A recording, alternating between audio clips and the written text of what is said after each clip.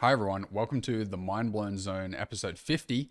It's a big one. This one is called Revelation of the Method. I'm here with Brad. How you doing, Brad? Twice warmed over, never better. How about yourself? The man is never better. I too am never better. Best day of my life, mate. Good to hear. What's going on today? We got a pretty good one. I'm going to read the intro script. Here we go. Great. What if the most sinister deceptions aren't hidden at all, but revealed right under our noses?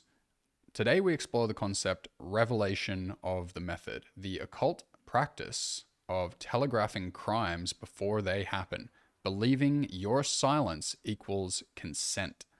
From predictive programming in the media to impossible official narratives, they're not just lying to us, they're showing us the truth and daring us to do something about it.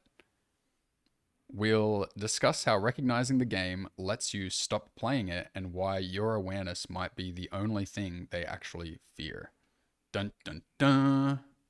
Bang. Well said. Excellent. Yeah. Okay, This so is an let's go into interesting the first topic. topic, yeah? Yeah. Hit I'll, us. I'll read it out. Here we go. Revelation of the method, the basics. Well, why don't we start with a general definition, okay? I'll read that out.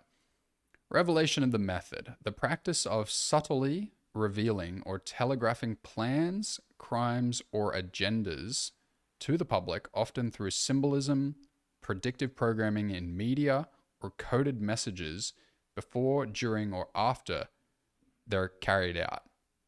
And I would say everyone that hears that is kind of like, oh yeah, I've seen that. I've seen that, right? Like we kind of get a Right. feel for that. Yep. Most people have a sense of this in one direction or another, but absolutely. It's not the name revelation of the method may be something a phrase people haven't heard before, but the concept they have seen it in action. Yeah. Oh, I was even watching Malcolm in the Middle. I watched all seasons, episode, every single episode, one after the other recently. And there's even a hidden hand reference in that.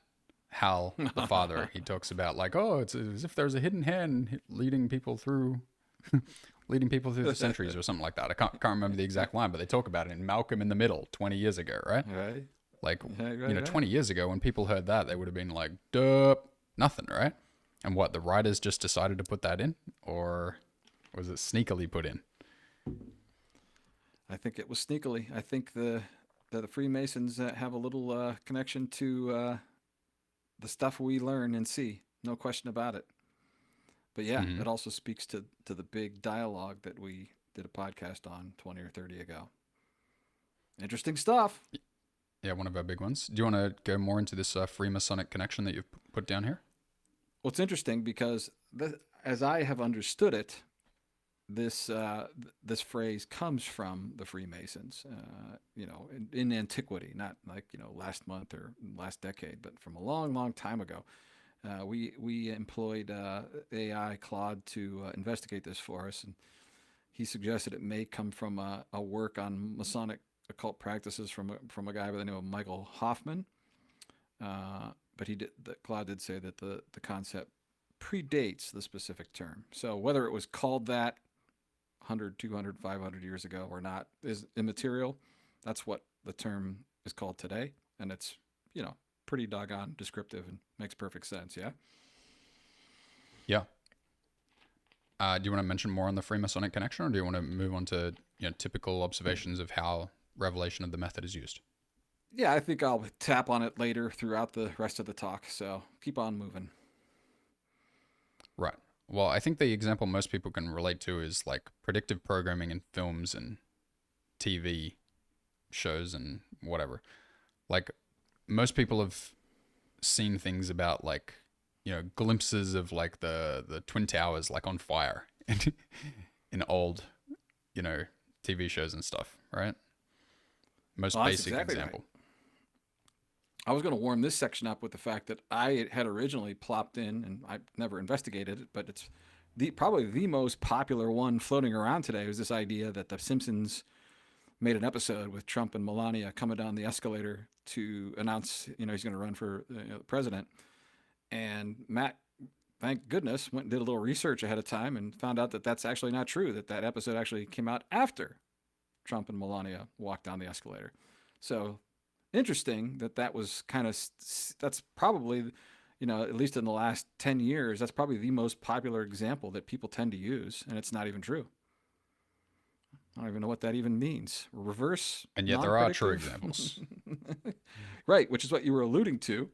Right, the 9/11 thing is, I think this is probably the next best example. We could have done COVID or other things and pointed to some things in movies about, scary, viruses that are, pandemics that are going to sweep the planet. There's, millions of those types of movies to set us up for, living out the COVID scamdemic.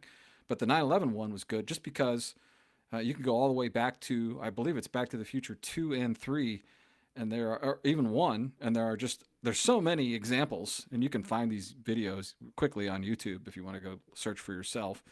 But of them, like the clock when Marty and the doctor or whatever his name is, I forget, are out on the clock tower, and that's the first scene with a DeLorean, and the spin out makes a 9/11, and tire prints in the concrete, and the clock reads 9/11. There's all these weird things, and there's literally no less than 100 of these kind of things. They're showing us Twin Towers and 9/11 and terrorists, right? And it's all woven into that whole Back to the Future series, which is pretty popular. Most everybody's seen that, wouldn't you guess?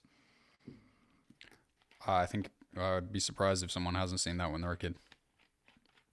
It's quite a blockbuster film series. Even the first one was obviously much more popular, but most people have seen them all. And there are, I'm telling you, there's no less than 100. And it's, we're spinning our wheels talking about them all, but there's the really weird scene where Marty McFly's hanging upside down.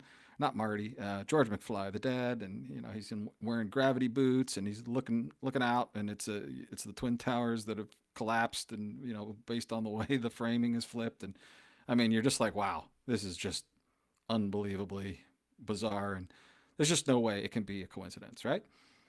So that's a great example, and like I said, people have deep dived that one, and there's 4 or 5 great videos you can find on YouTube that go through all of this step by step.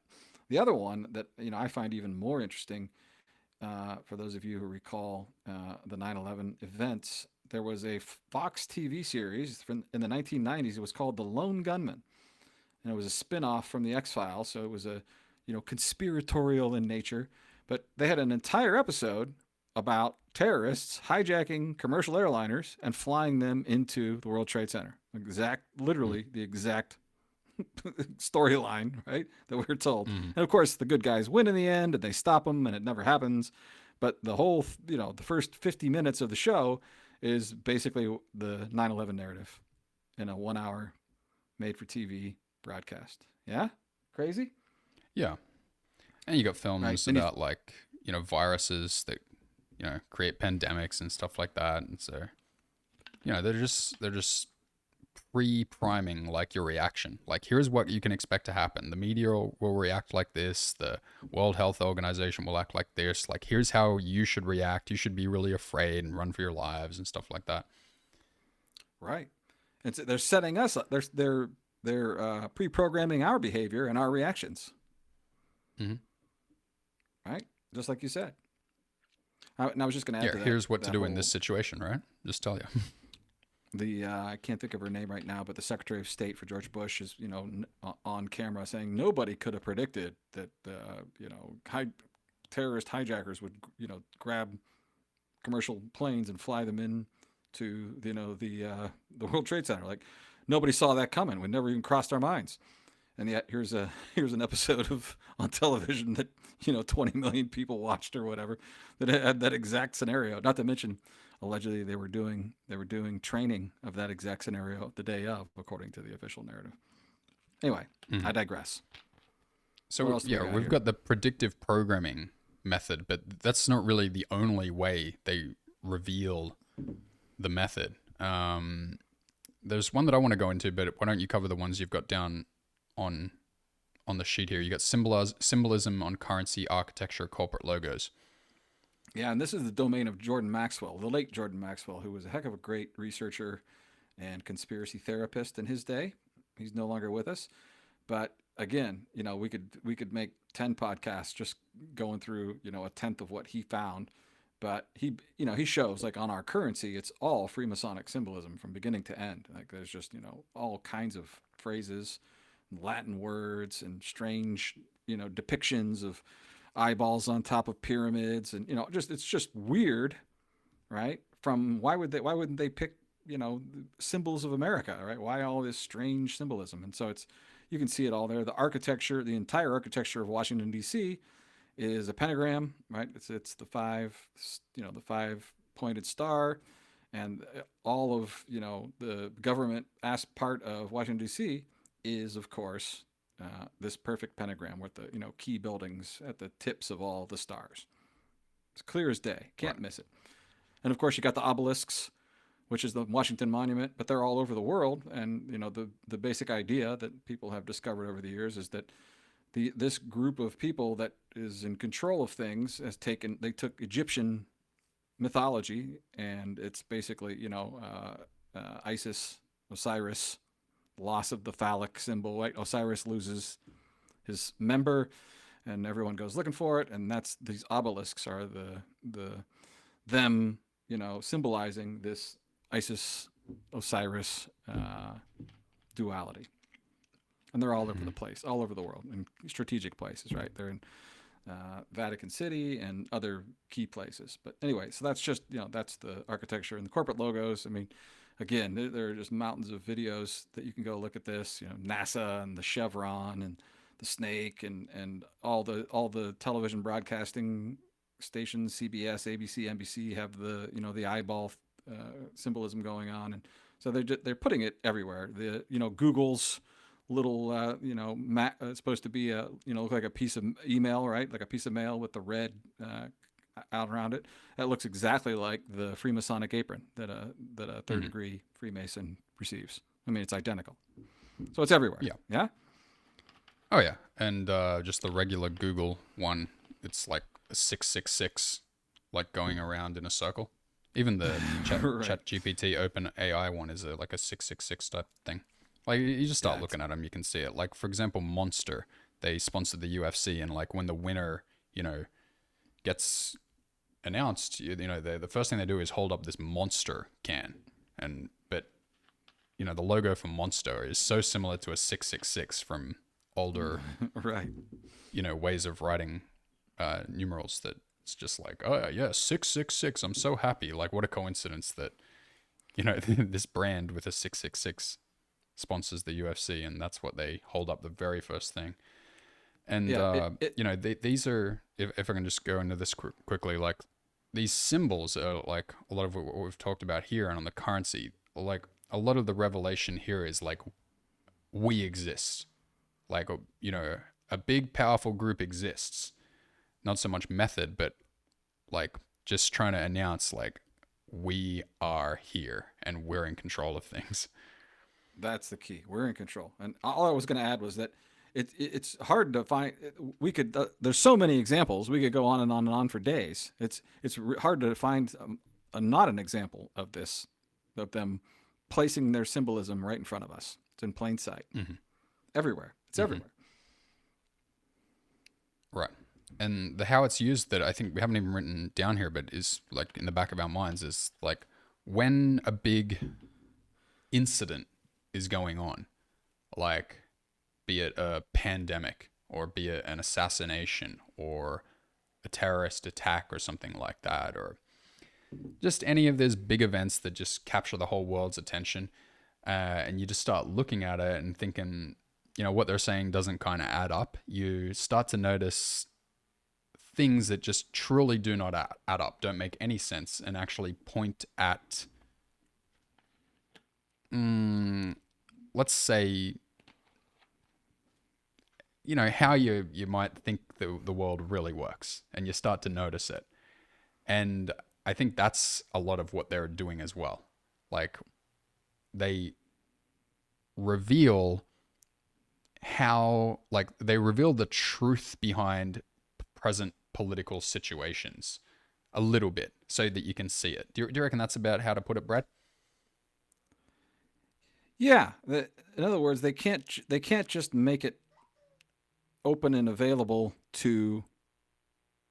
They can't give themselves away, right? They know exactly how much they can do to allow them to keep getting away with it, but at the same time teasing the people who are onto it more and more. I don't know if that helps, Mhm. but that's kind of how it works, right? There's always just enough I'm not sure in the mix that it keeps 90% of the people from even considering it. Right. It's just a Okay. coincidence. Yeah. Anyway, but yeah, I like the Anything last you want to bullet mention line more in on it. the basics? Yeah, just that they love to hide the truth in fiction. Hmm. That's where they place it more than anywhere else. Anyway, yeah, that covers that pretty good, What, you, I think. okay, sure. Okay, let's go on to the next one here. All right. Why the Cabal reveals their methods to us. Uh, Okay, Interesting so we question. got a few we're gonna go through here. We got we got a bunch, and then we got a big one at the end.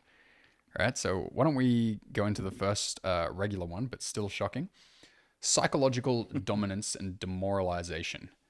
So one reason is so that they can say to you, "We're telling you what we're doing, and you can't stop us." All right, isn't that dominating? Like just not even doing it completely secretly, but letting you know that you know, and Right. continuing to do it anyway, and That's providing right. more and more evidence, and just being like, "What are you gonna do about it?" Creates learned helplessness in those who notice, demonstrates total control. You want to comment there, Brad? I mean, those three bullets sum it up so beautifully. But that's exactly what's happening, right? It's I think you and I talked through this section when we were building it, and I said, you asked me, well, why? Well, which one is the reason? And I said, well, what's the reason they did 9/11? Right? There's like 100 reasons that ways that they benefited from the whole 9/11 event. You can't say here's the one reason why they did it. And when it comes to this revelation of the method, as we'll get into shortly, like talking about questioning, do they have to do it? Right? Is it a requirement? Part of cosmic law or whatever? And if so, then if they're forced to do it, they're going to get their willies and get their little excitement out of it too. And this is one of the biggest ways that they do that, I think. What do you think?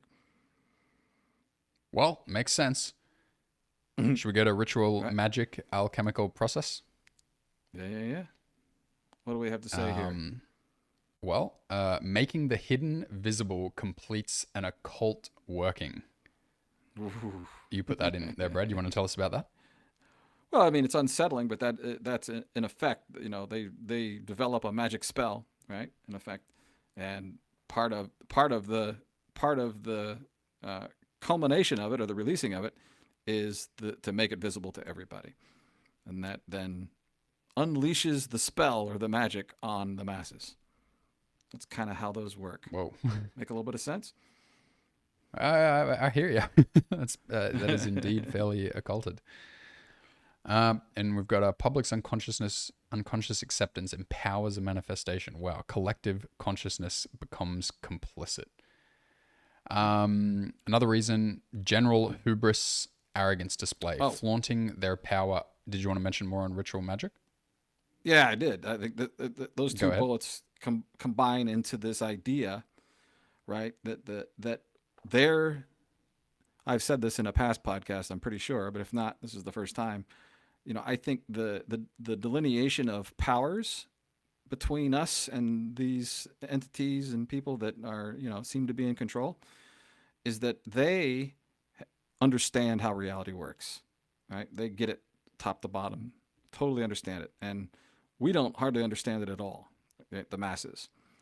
But so they've got a huge advantage over us in that regard. But the advantage we have over them is we're more creative than them. So their creative abilities are hindered because of that advantage. So they need to get us to believe into reality what they want. Does that make sense? Oh yeah, it seems like we're always the ones doing all the work. Exactly. Well, I mean, it takes Right. some pretty ingenious and guys in in a dark room smoking cigars to come up with how they're going to deploy it. So you got to give them a little credit. Like, here's how we're going to pull it off, right? But yeah, once they show it to us, then we believe it into our experience. That's the basic working, the magical working. Yeah. Oh yeah, well they can get us to. They just put out a little propaganda, little perfectly placed propaganda, and we just take the bait and all start agreeing. Oh yeah, totally, I totally agree with that, and that's our new reality. We just all start agreeing on an idea that was given to us on the TV, and then we just Right. all act as if it's true. And then, well, what's the difference if everyone's acting as if it's true? I mean, there you go. It's happening. Yeah, and just in modern, history, we can look at COVID and see what that was leading towards, and we can look at 9/11, these two big events in the last 20 years or so, where there were entire sea change laws and behaviors and rules that were all got deployed that took a little bit more of our freedom away to make us think we were a little safer. Mm-hmm. So that's kind of the Okie dokie. long term goal, right? If you're controlling the world, you want to continue to get more and more and more control, but you got to get us to agree to it. Mm-hmm. Yeah. Okay. Okay. So, shall we go to hubris arrogance display? Yep. Yep. Go ahead. Well, sub reason here: flaunting their power openly, hidden in plain sight as ultimate mockery, superiority complex, and satisfaction.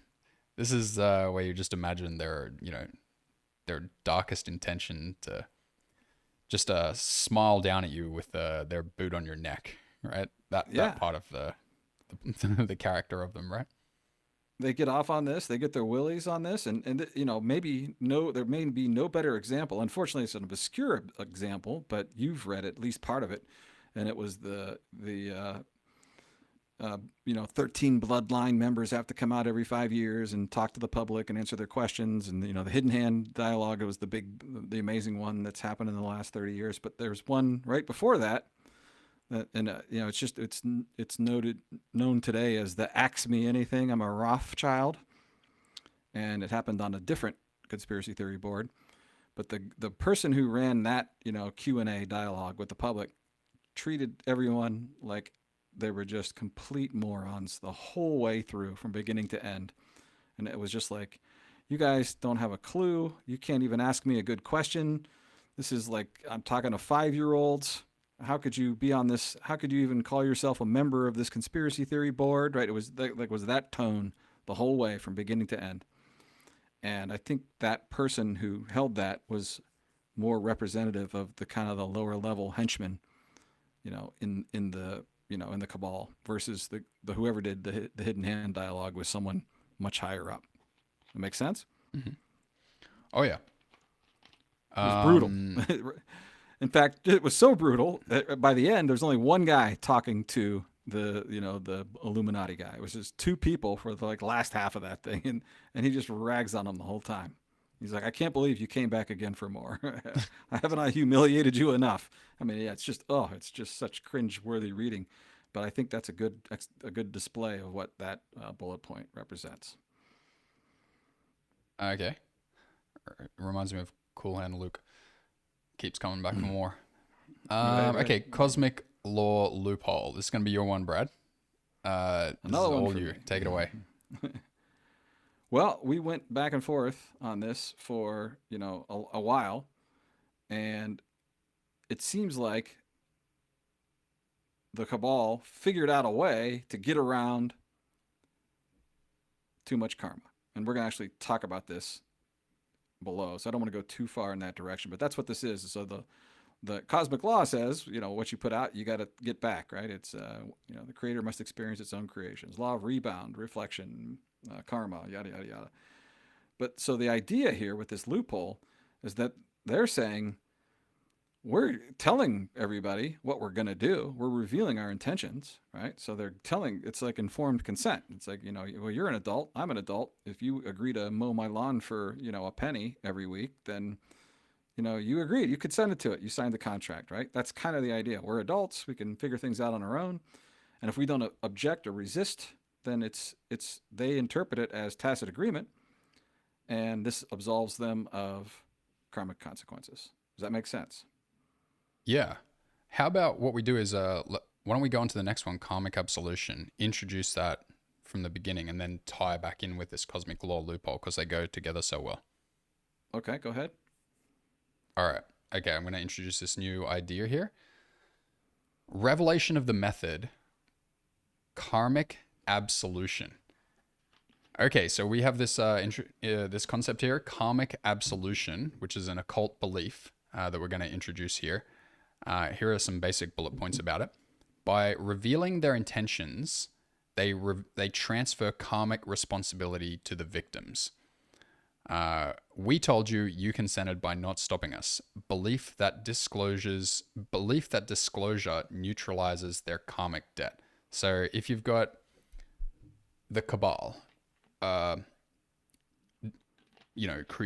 committing some horrific crime upon humanity, let's say like 9/11, but okay, well, they primed us in TV shows and movies and, put it on architecture or currency or whatever like that, that they've actually told us that we're going to do it. And therefore there's a tacit agreement and we've essentially agreed to it. And therefore their karmic debt is like less. That's the idea, wouldn't you say, Brad? That's exactly it. And I just go back to my lawn mowing example because it's a little easier for people to get, right? So let's pretend that you and I signed an agreement that you're going to, whatever, it takes you 3 hours to mow my lawn and trim it and, make it all look pretty. And you agree to do it for a penny, right? Or $1, right? And you sign the contract.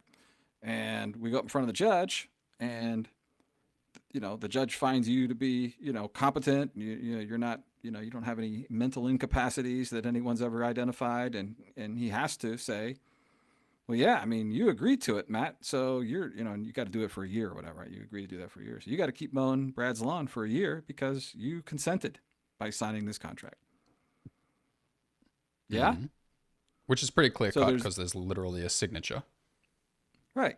And now why you would agree to put in 3 hours of work for a penny, that's strange. Like, so now it becomes, there becomes this thing like, well, Brad, come on, every, lawn mowing outfit and even, teenage boys in the neighborhood who cut lawns for money, they're going to charge you at least $50, right? So why would you think you could get, Mac to do it for a penny? I'm like, hey, it's not my fault. I'm just trying to save money. I mean, I want to have my lawn mowed and I don't want to pay through the nose. And I found, blah, blah, blah, blah, blah. So I'm saying I'm absolved of, Matt made the decision, not me, right? So I'm absolved of his, putting in 3 hours of labor for a penny.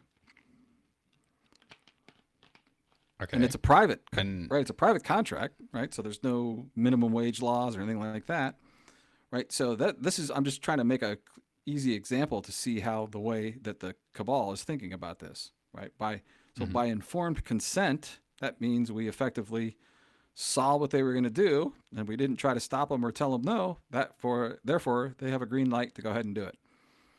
And we're just stupid for letting it happen. Yeah. Okay, sure. So in that case, sure, you go to contract, right? But what about the example? And this is what apparently they do in Revelation of the Method is they don't get us to literally sign a contract, but they just tell us multiple times that they're going to do it. And then this implies some tacit agreement concept where without actually us verbally saying or in writing saying that we accept, we just don't prevent them and just kind of like stand there neutral. And the question is, does that still absolve them from some karma? Is there a cosmic law loophole here? Or do they still deserve the full punishment for it? That's what Brad and I were getting into. Remember, right. Brad? And hidden. Yeah. And, oh boy, we went for like an hour. We went back and forth on this. No answer I could give Matt would satisfy him. Matt's a tough customer. But Hidden Hand talked about this a little bit, and he did say we know we're accumulating karma, right? Yes. And when he said we're playing the role of the bad guys, right, and we're accumulating, we know it, and so it's definitely not getting them completely off the hook. The only real question is if they are getting somewhat off the hook, how much? How much does it really absolve? And that nobody's going to be able to come. Matt was trying to get an answer out of it. Is it 50-50? Is it 70-30? Like, I don't know, Matt. I don't know. But that's the Well, thinking behind it. well, let's put the idea to everybody. So what we're saying was like, if you say to someone, "Hey, I'm going to punch you in the face," and they just look at you and they don't respond at all, and you say, "I'm going to punch you in the face," and again they don't respond, and then you say a third time, "I am going to punch you in the face," and they don't respond, and then you punch them in the face. Okay, so how is the karma distributed there? Is the puncher, do they still receive 100% of the karma? Or does the fact that the person didn't say no mean that they're absolved of some percentage of the karma, 15% or 85%, 85% or lion's share, or who knows, right? And That's right. I think that it came to you, you think, Brad, that it absolves them of some karma, like a small amount, like a 10 to 15% kind of thing. Is that what your Yeah, I'm just point is? just throwing spaghetti at the wall. I don't know. Yeah. You didn't quite phrase that quite right, but I was like, I want to punch you in the nose, or like I really, really want to punch you in the nose, Matt. So there's some desire on my part. It's just like something I feel like I got to do, right? And you just keep not telling me no, right? So eventually my desire overcomes me, and I just punch you in the nose, and then you're mad at me, and your nose is broken, and it hurts, yada yada yada. So what I said to you, I think at the end of that exchange was, well, you already got your karma because now you've got a bloody broken nose that hurts, right? Yeah, it seemed like evidently there is some experience of the karma by the person who did nothing. There you go. There's the evidence. Right. So the people in our state of ignorance do bear some of the burden, but no one's ever going to be able to come up with a percent. And it probably varies depending on, the egregiousness of the thing that happens, right? Mm-hmm. But I think the point here is that it seems that the cabal does indeed believe that telling us absolves them of some of the karma, and that seems to be what we think is the big reason why they reveal it to us, to neutralize or absolve the karmic debt. Right. That's the primary reason, right? They're required to do it by cosmic law, so this is their way of skirting it to a certain degree. Yeah? That's how it seems. Okay, And shall just we go on to the next one? one last thing about that. I just want to talk about, if you look at legal Spiegel, I think there's 7 aspects of a contract, right? I'm not even going to rattle them all off, but one of them is called meeting of the minds, right? Basically saying that both people had to have some semblance of understanding on what they were getting into. And this is the part that's this is the part that a judge needs to decide, right? Or a lawsuit or whatever. Like me tricking you into mowing my lawn for a penny. I mean, how in the world, Matt, did you know that was a terrible deal for you, right? Like how come you didn't know that, right? And so you would try to sue me and say, I didn't realize that people were getting $50 or whatever. So there is that meeting of the minds aspect. And from a purely, from the highest level, from the God level of observing this, right, it would be clear that there unquestionably is not a meeting of the minds, because we think we're watching Hollywood entertainment and looking at, pretty corporate symbols and blah, blah, blah, blah, blah. And what they're saying is, no, this is us revealing who we are and what we're up to and what we're doing. That's their side of the argument. And so the question is, was there a meeting of the minds? And I think the answer is no for, the majority of the public. That makes sense? Well, yeah, except the problem there is people involve themselves in representative government, and they're like, yes, I have representatives, and they go off to Washington to represent me. So if you've abdicated your involvement in this meeting of the minds and just chosen a representative, then there you go. Your representative went off to Washington and found out about it for you and did nothing. Right?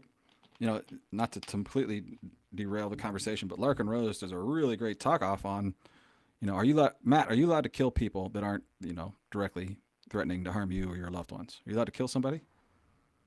Am I allowed? I don't know what. Yeah, What do you mean by law, allowed? By whom? by law. Like, I mean, do you have the right to take another person's life? Oh, I don't think so. Right? You don't. So how in the world can you vote on somebody for president who can do that? Who gave him the right to do it? He says Mhm. you gave it to him, but how can you give him a right that not even you don't even have? You see what I'm saying? Mhm. Oh yeah. But we just all accept it, right?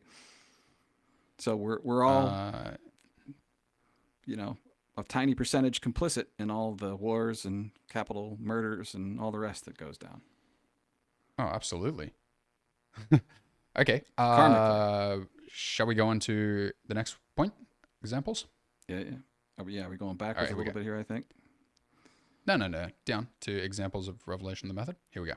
Oh, okay. Examples of revelation of the method.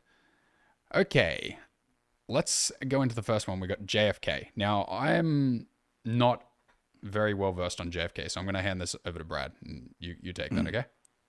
I, to be honest, I'm not terribly well versed at it, other than to say, right? Like, so the one thing that you'll hear, in just regular ho hum conversation with just about anybody is the whole magic bullet theory thing, right? How it went in his neck, it came out over here, and then went back in there. Right? It doesn't, Mm-hmm. the whole Warren Commission thing that evaluated it, it just didn't add up or make any sense, right? So that's the Right. one thing, right, that everybody agrees to, right? Then there's the Lee Harvey Oswald. Can he get 3 shots off with that rifle, that quickly, and da da da da da. And how could he have been? How could he have done it alone? Someone had to be behind him, and how he gets shot by the Jack Rubenstein, right? Not Jack Ruby. He changed his name, and he was part of the Jewish mob there in Dallas. So that's pretty convenient that they blame it on the patsy and then they assassinate the patsy, so nobody would ever know. So those are some of the more obvious, glaring examples, right? Of like that doesn't make sense. But Mm-hmm. I think what's even more interesting though is that there are just literally hundreds of different theories on what actually did happen. Right? It's fascinating how many there are actually. Like literally, these 100 people can't get together and cross-reference each other's work and come up with one unified theory. That in and of itself is fascinating.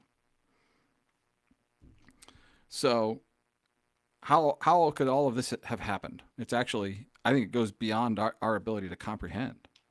And I think that was part of the JFK, the purpose of the JFK assassination was to demonstrate that human beings can, kind of invent a thousand different theories and they all kind of work, right? Like they're hard to debunk, right? So, but how could that be, Mm-hmm. right? Only one thing actually could have happened.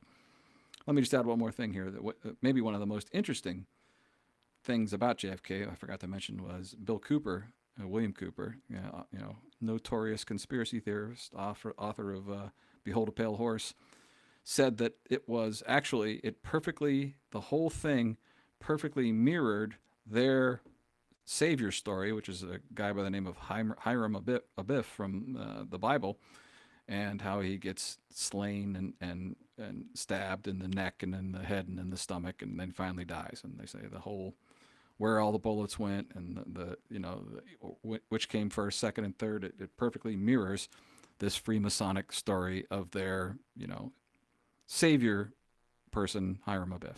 Pretty interesting, huh? Yeah, pretty creepy. Yeah, he does. In fact, he did like a full 4-hour presentation on that way back in the day, in some Holiday Inn conference center or something. It was good. Anyway, anything you want to add to that? No, no, I didn't have much information. And even a lot of things like 9/11, like none of these things am I an expert on. Like I don't go very like deep into detail on anything. Mm-hmm. But with 9/11, it's interesting how there are so many theories, but every single theory that comes along, everything's mixed with a bit of doubt, and I personally can never get all the way to being totally convinced about something. Isn't Right? that fascinating? Yeah. Yeah. Even when Yeah. someone like I'm trained as an engineer, right? Like someone comes along and tells me all this thermite stuff, right? but they can't take me to the point of being 100% convinced. And I don't seem to be able to get convinced on anything.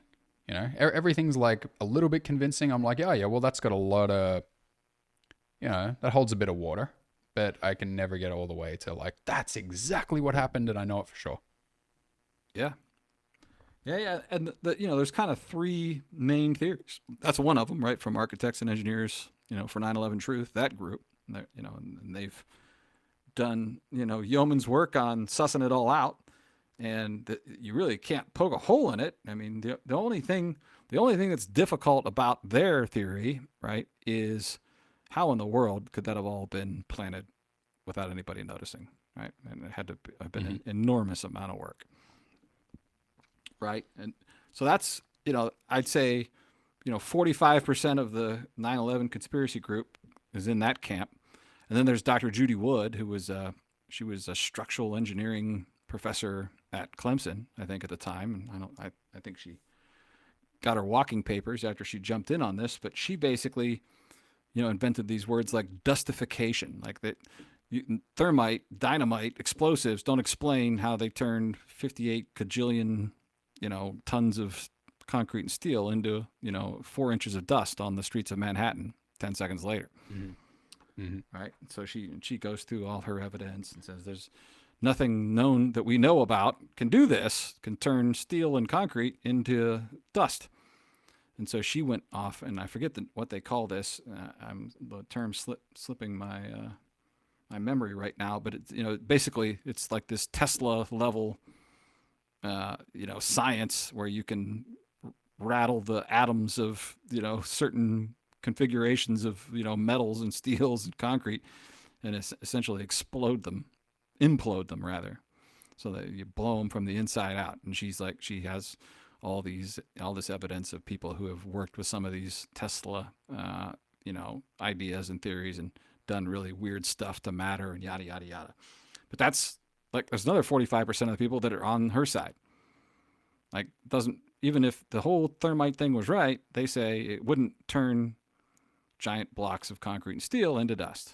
Can't be done. It's not the way it works. And so this is kind of my point, right? Like, you can go down some direction of theory, but like there'll be little things that suggest that it's just wrong in some way, and it's like, oh well, I don't know. And so to me, the method that is being revealed during that is that they can do, something like 9/11, and every single person is just like, well, I don't know. Like, it's just right in front of our eyes, like a whole like multiple buildings destroyed, planes allegedly, and still the whole world is just like, don't know. And there's a lot of people who say, oh, I know what happened, but for the most part, everyone's just like, well, I'm not really sure. And it's just, that's how much power they seem to have, that they can just trick us all. Right.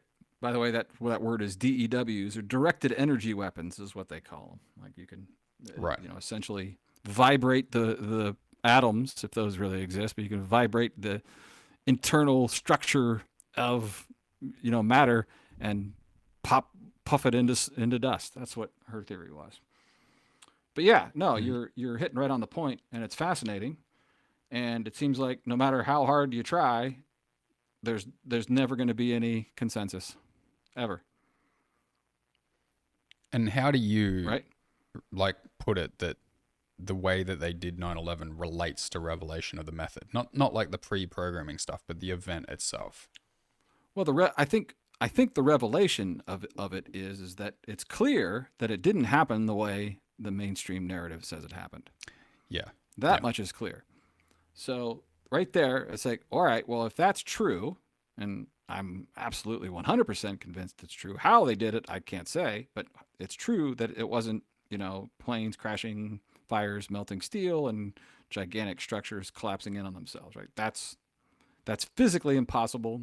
Tons of what they said happened is physically impossible. So that means that the government, the media, the intelligence agencies, right, the political parties, that means they're all in on it. Right? Right. Like, nobody's talking about it.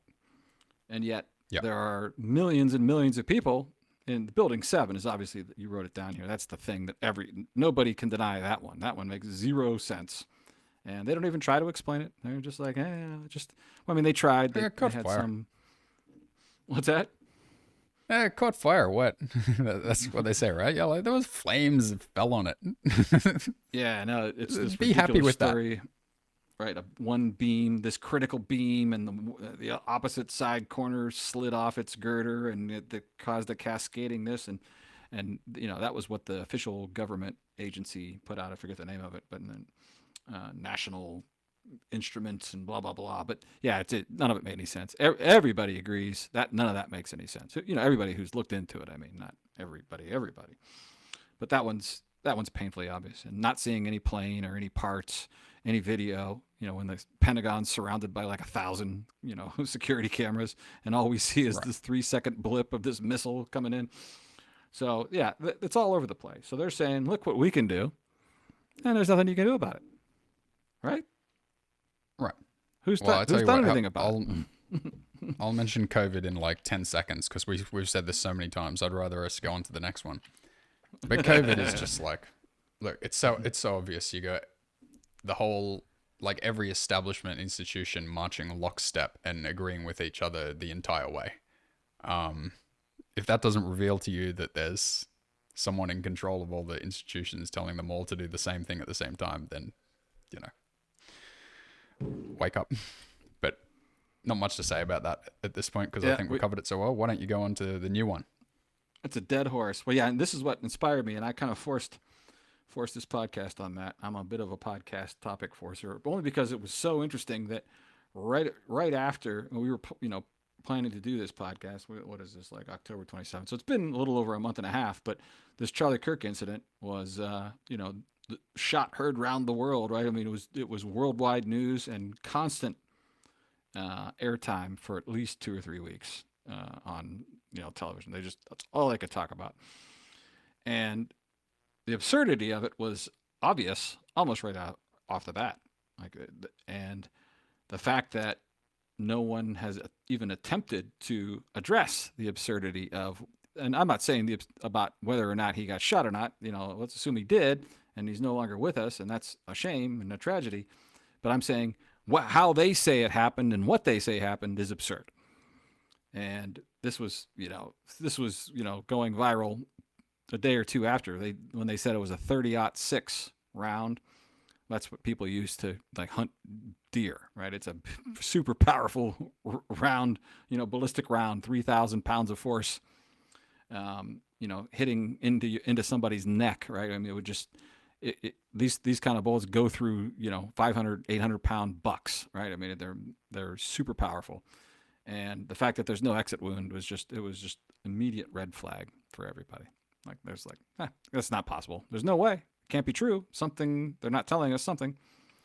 And of course, we can't get our hands on the death certificate or the autopsy report because according to Utah state legalese, they're not required to release it to the public. So they get to hide that. So we can't see. No one, no doctors or morticians or anyone can review the coroner's work there to see exactly what's going on. So that whole, I mean, it just reeks of deception. Yeah? You with me so far? Oh yeah, well, we've discussed it, so I'm with you. I mean, it's just ridiculous. Like, come on, this was a public thing. We have it on videotape. I mean, like, what could they possibly hide? What do they need to hide from us? Everybody saw it, right? Like, see the way that the bullet traveled and hit his spine and ricocheted and went down into his chest cavity or something. Yeah, who knows what the official story is now? I've long since stopped paying attention, but it's pretty absurd. And people from all different domains, medical researchers and legal researchers and journalists, and everyone's kind of gotten in on questioning this thing, and everybody's coming to the same conclusion that the main story does not add up at all. Like, none of it makes any sense. It's we could talk for 5 days on this. There's that many ridiculous aspects of the official narrative that make zero sense. And I'm only going to just add one more because we're keep it moving along here, which is the Kash Patel, who's the current director of the FBI, made a public statement. I don't know, 4 or 5 days after it was all said and done. They had their man, and it was the great work of the FBI cooperating with the local law enforcement, and they're just all the best. And he said we found the guy in less than 40 hours, and then he says 33 to be exact. That's a Freemasonic symbolic number, by the way. So that was like a small, that to me, that was a blatant revelation of the method. Like he's just making it blatant. He could, if he just would have said 33 hours, it may have slipped by. But the way that it was phrased said, hey, stop and listen to this number I'm going to say. So that was fascinating. But above and beyond all else was that as he finished that public statement, Kash said, "Charlie, I'll see you in Valhalla," which is just the most bizarre thing he could have possibly said. That's a word that comes from old Nordic, spirituality and mythology, and it's about like a glamorous, ornate hall in their spiritual tradition. It makes no sense, absolutely no sense, for the most obvious reason, of course, which is Charlie. He made his living and made his reputation on being a devout Christian. So, even if Kash Patel were a practicing Norse mythology, member, like whatever, for the sake of that particular public statement, he would have said, Charlie, I'll see you in heaven," right? Everybody knows that. But he didn't. He said Valhalla. And that's just like red flag alerts, sirens, bells, revelation of the method on steroids, right there. We don't need to go any further, is all I'm saying. It's ridiculous. So, unfortunately, we have a bunch of great sleuths out there nowadays that get to the bottom of things fast, and what they have suggested is that Valhalla is a code name used by the FBI and other law enforcement agencies to be someone is being held in pre-witness protection program facilities. So in other words, they're going to be given a new place to live and money and identity and shipped somewhere else, but it takes a couple months or whatever before they're, after all the fallout happens, that they get moved to their new, secret lifestyle. Now, isn't that interesting? Mm-hmm. So the point, right, of this podcast was like, they're just doing, now the revelation of the method is just blatant. I mean, it's just unbelievable. And there's 100 more examples in this particular situation, but some of those are the most blatant ones. Like that just does not make any sense. Couldn't have been a slip of the tongue from Kash Patel. One of his aides would have said, "Yeah, Kash, that was really weird that you said that. Can you, correct the record and say I'll see you in heaven?" Anything like that. But no, nothing, no response to the absurdity of that remark. So it has to mean something, and I think that's what happened. I can't find too many holes to poke in the idea that perhaps that's what's going on. I certainly can't prove it, but pretty interesting. Yeah. Absolutely. All right. Anything more you want to say on that, or shall we go on to the next point? Nope, I've talked too much. Your turn. Okie dokie. So here's the next one. How recognizing revelation of the method pertains to your life. First it seems like you're just noticing stuff that the government does and the media does, and conspiring and figuring out little theories about how they conspired together to make that happen. Doesn't seem too important. But there's a inner side of this that comes through that's actually important. Do you want to take us into that, Brad? I got some comments, but I'd prefer if you launched into it.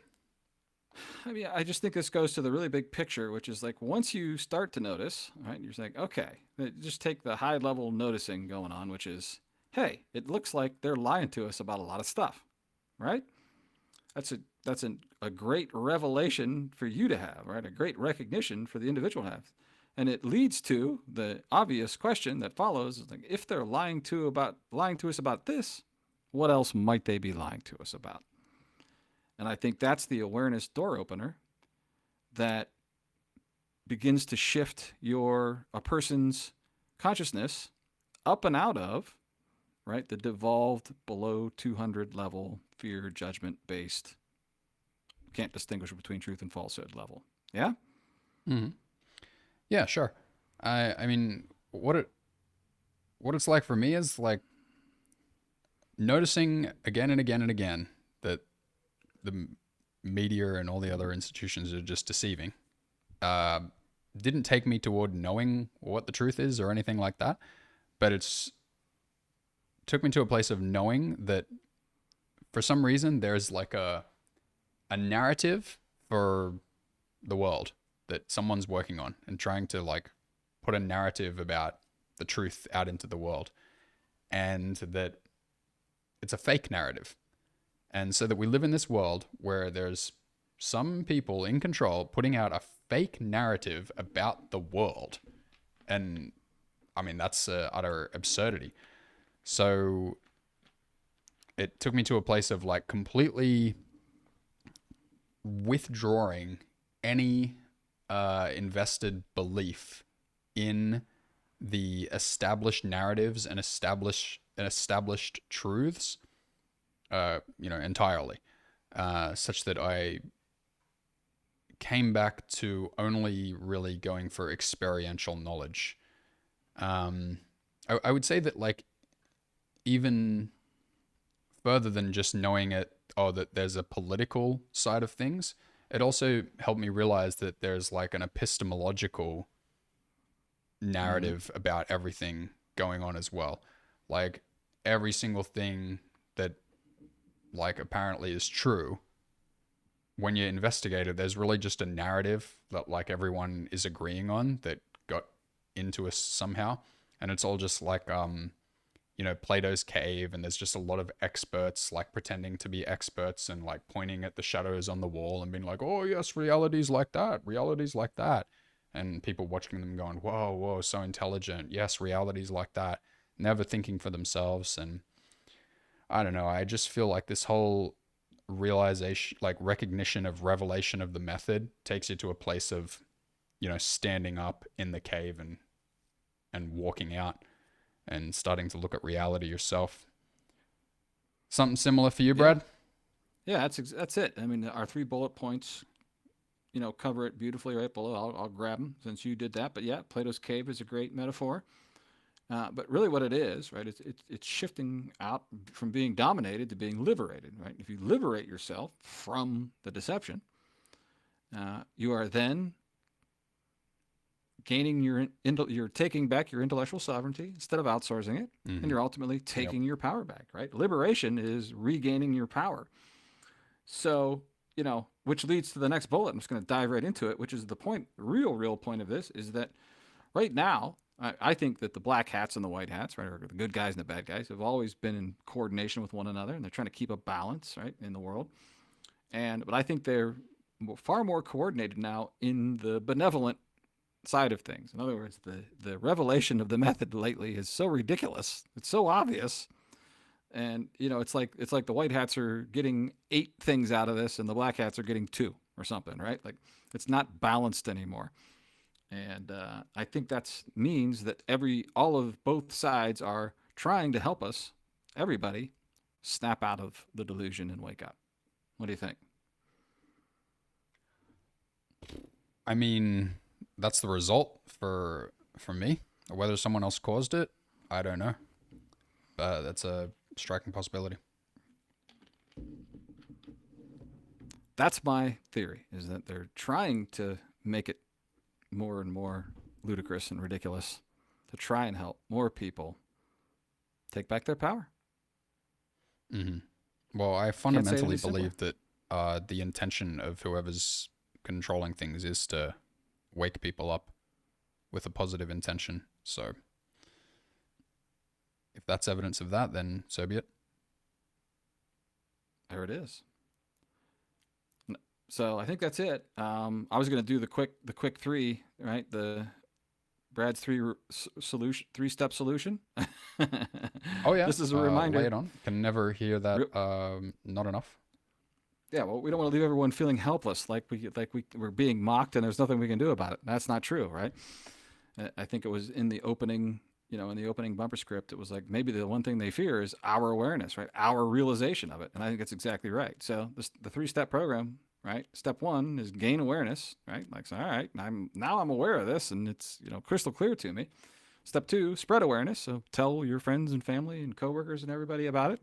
Turn them onto the idea. And of course, step three is to withdraw your participation and compliance whenever and wherever you can. I mean, not to break the law or anything, but try not to buy into what they're selling. That's the three-step process. And that extricates you from being controlled and dominated by people you didn't realize were controlling and dominating you. What do you think? Yeah, right on. Might mention some stuff about our course, Take Your Power Back. Like, if you make it to the end of this video, this podcast, and you're like, yeah, I agree with that stuff. Yeah.